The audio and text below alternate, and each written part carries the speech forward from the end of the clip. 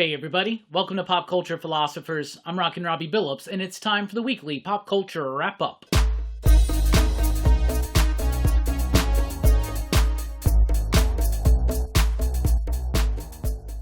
That's right, everybody. Thanks for checking out the video. This is the weekly Pop Culture Wrap-Up. It's the show where I go over the week's pop culture news, mostly comic books and movies, and we missed last week, so we're going to cover some of the stuff from last week and this week. So let's go ahead and get into it. Uncanny X-Men is on the way. That's right. The big post-Krakoan era launch of X-Men has been announced. Some of the teams have been announced. Most of the titles have been announced. Uncanny X-Men's the first one up, with Gail Simone on the writing, David Marquez on the artwork. This is going to be a team that's going to comprise of Rogue and Gambit. Like, Gambit goes to Louisiana, the mutants become kind of outlaws in the bayou or something like that, but it's Gail Simone. She's a fan favorite writer, and David Marquez is a very talented superhero artist. So Uncanny X-Men returns with them this summer, as well as X-Men, the adjectiveless X-Men. This is going to be written by Jed MacKay with artwork by Ryan Stegman. This one is a little bit more exciting to me. I think Jed MacKay is one of the most solid writers at Marvel right now. Though I wasn't digging on his Avengers, doesn't necessarily lead me into thinking that he can't do a teen book. I think he can, because he's kind of been doing a teen book with the most recent Moon Knight stuff. But his work on Moon Knight, his work on Black Cat, Jed MacKay has been incredibly solid over at Marvel. Also, Doctor Strange. Doctor Strange has been a great one. And Ryan Stegman, fan favorite artist, coming in to do the X-Men. This is a Cyclops-led team, a new base in Alaska, out there trying to save mutants using Cerebro. That's a very old school approach, and you can definitely tell by the logo designs and everything like that that this is leaning heavily into 90s nostalgia. I think it's the right time for it. Let's do it. Then we got a new X-Men title, Exceptional X-Men. This is written by Eve L. Ewing with artwork by Carmen Canero. That's a really solid team. Eve did a really solid run on Ironheart that I did enjoy. Carmen Carnero has been all over Marvel Comics. Their work is absolutely fantastic. This one's going to be focused on Kitty Pryde and Emma Frost in Chicago, helping a new team of young mutants adapt to life, being hated and feared by a society they're trying to protect. All right, then we also got titles for Phoenix, which this is rumored to be involving everybody who's ever held the mantle of the Phoenix, including Jean Grey. Storm, the rumors on this one is that it's Storm running for Congress, that mutants have representation in the American government. NYX, which is rumored to be a Miss Marvel-centric New York X-Men team. Then we got X-Force, which is rumored to be X-Force, and then Wolverine, with strong rumors saying Saladin Ahmed on the writing and Greg Capullo on the artwork. I'll tell you this, if Greg Capullo is the interior artist on a Wolverine comic, that will sell like crazy, 100%. We also got Venom, Venomverse Reborn in June, 4-issue series led by Al Ewing. He will have a story in each one, but other talented creators, including Benjamin Percy, Philip Kennedy Johnson, and Adam Warren. That's really cool. Me, though, not really excited about this. I fell out of Al Ewing's Venom stuff. I just wasn't digging it. I am so over Spider-Verse stuff. I'm even more over Venomverse stuff. Just give us a good solid Venom story. We don't need a whole bunch of Venoms across the multiverse, but whatever. People buy it. Marvel's going to keep making it. Then we've got Precious Metal debuting in June from Image Comics. This is the prequel to Little Bird. This is written by Darcy Van Polgeest with artwork by Ian Bertram.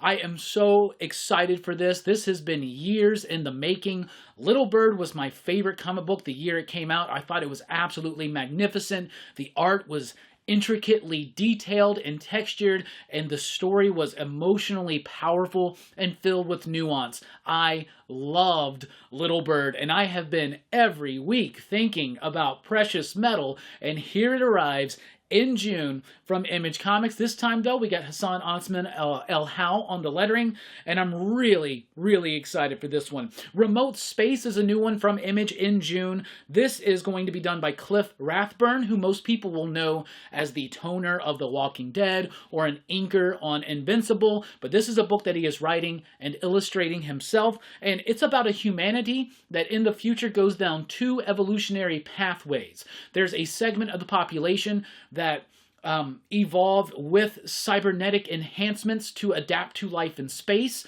Then there are those who stay behind on Earth who biologically evolve to deal with the new harmful conditions on an Earth that is dying, right? And these two different branches of humanity have to collide in conflict and hopefully reunite for hope and unification. Reunite for unification, that's a weird thing to say. Really cool concept. I'm interested in checking this one out. The art looks absolutely amazing. Then we have Rifters in June from Image, written by Brian Posehn and Joe Troman, with artwork by Chris Johnson. This is about cops using time travel to solve crimes. Now, knowing that it's Brian Posehn, this is going to have a humorous, kind of lighthearted approach to it, so I think that this has potential to be something really fun. We shall see when it debuts. Then we've got Paranoid Gardens in July from Dark Horse. This is written by Gerard Way with his writing partner Sean Simon, artwork by Chris Weston. This is incredibly exciting to me. It's it's described as ER meets Doctor Who on acid, right? It's about a multiversal or multi-dimensional hospital and the people and all the weird aliens and ghosts and all the stuff that they have to deal with there. But it's from the mind of Gerard Way. I am there for it. And the artist, Chris Weston, who worked with Grant Morrison on books like The Filth and some of other things, like I think he did Ministry of Space with Warren Ellis, if I remember correctly.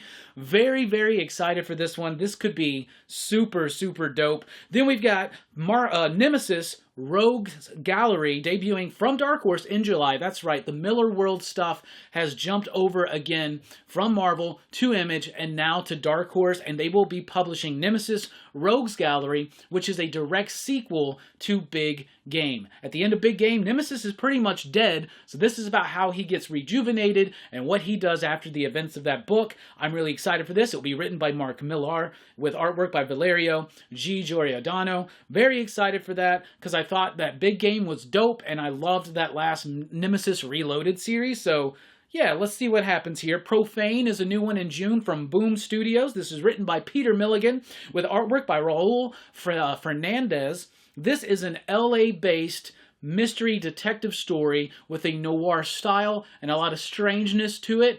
I really like that description on a Peter Milligan book. Peter Milligan is part of that British invasion along with, like, Neil Gaiman and Grant Morrison and Warren Ellis and even Garth Ennis, you know, all those great writers that came over from the UK in the late 80s, early 90s, and basically created, along with Karen Berger, Vertigo, and just some of the best comics we've ever had, so definitely going to check that one out.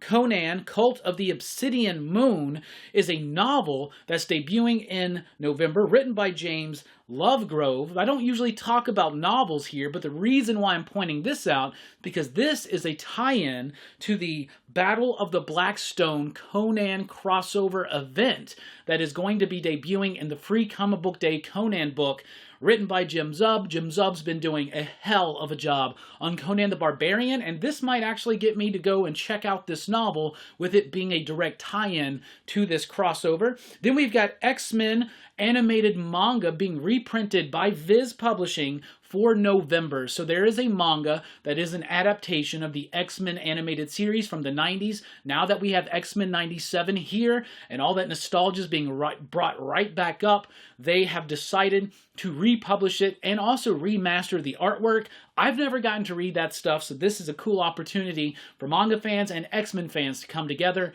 and have something really exciting that leans into nostalgia and old school, but at the same time, I mean, it is old school because it was done way back then. I think that's cool. Superman, the Triangle Era Omnibus, is coming in September. I don't usually talk about omnibus news or anything like that, but this one's exciting to me. I know a lot of people love that triangle era of Superman, and what this was in the 90s, Superman, there was like 4 books going on at the same time, and they put this like triangle on the cover so that you could follow the story week to week, and it basically turned all of the Superman books into one long, weekly, melodramatic Superman story. That's where we get the death of Superman, the reign of the Superman, the return of Superman, Electric Superman, all that stuff. That ran throughout the entirety of the 90s. They are starting to reprint that in omnibus format, so that's exciting. But you know what? I think omnibuses are a little bit big. They're a little bit clunky, hard to read. So you know what I'm going to do? I'm going to get all the original issues. I already have most of them. Here is Superman number 51. This is the first issue, first official issue of the Triangle era. Right there, 1991, number 1. I do those new top-down videos where we flip through comics. Would you like to see me flip through this and continue on along with the Triangle era? Just let me know. We got some trailers to talk about. Beetlejuice. Very much just a teaser, but you do get to see Michael Keaton as Beetlejuice. You get to hear his voice.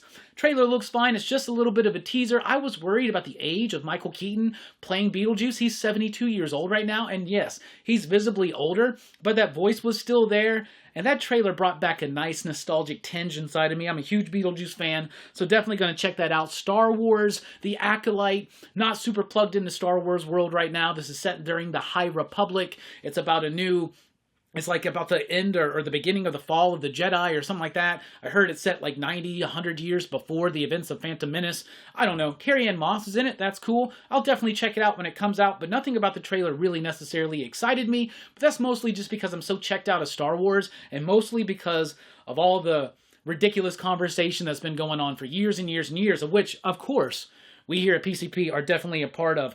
Alien Romulus, this is from the director of Evil Dead, the remake they did in like 2013 or something, and Don't Breathe. Haven't seen any of those movies, but this trailer, or really just a teaser, all it really shows us is that this is kind of going back to the horror roots of the original Ridley Scott Alien. So I'm excited. I think it's decent enough for a teaser, but we shall see what happens when we get more of a full trailer or when the movie releases. There was a new trailer for The Fall Guy based on the Lee Majors series starring Ryan Gosling and Emily Blunt, and I didn't see the previous trailer and I just kind of skipped it, but I've been hearing really good rumblings about this movie, so I watched the new trailer and thought it looked awesome. It looked hilarious. It looked like it had great action. It looks like Ryan Gosling's going to kill it. After his turn as Ken in Barbie, the world is ready for this movie, and I think it's perfect timing. I'm excited. Furiosa, the Mad Max saga. This is the story of Furiosa by Anna Taylor-Joy. She's the one who's going to be playing her this time. Movie is directed by George Miller, like pretty much all the other Mad Max movies.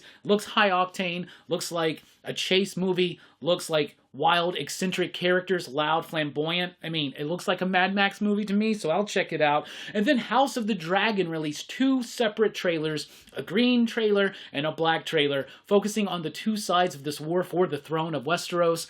I adored season 1 of House of the Dragon, and I am so stoked for season 2. I didn't even need these trailers to be stoked, but all it did was just light that fire even more. I am so ready for June so I can dive into House of the Dragon season 2. Let's just hope that they balance that light a little bit and we can actually clearly see most of the stuff happening on the screen in season 2 of House of the Dragon. So that's what we got for you here. What's coming up? Well, join us tonight as we start ending, that's right, the last week of PCP March Madness is here. Tonight on Dylan's Horror Show, we're going to be talking about A Blade in the Dark, a Lamberto Bava film, Italian horror from the 80s. Then on Sunday night, of course, Rockin Robbie Live's returning. We will be announcing the PCP Movie Night lineup for April, so you don't want to miss that, plus the DC sneak peek and other fun little surprises. Monday night, March Madness continues, the final March Madness show for PCP on PCP Movie Night. We're talking about Adam Green's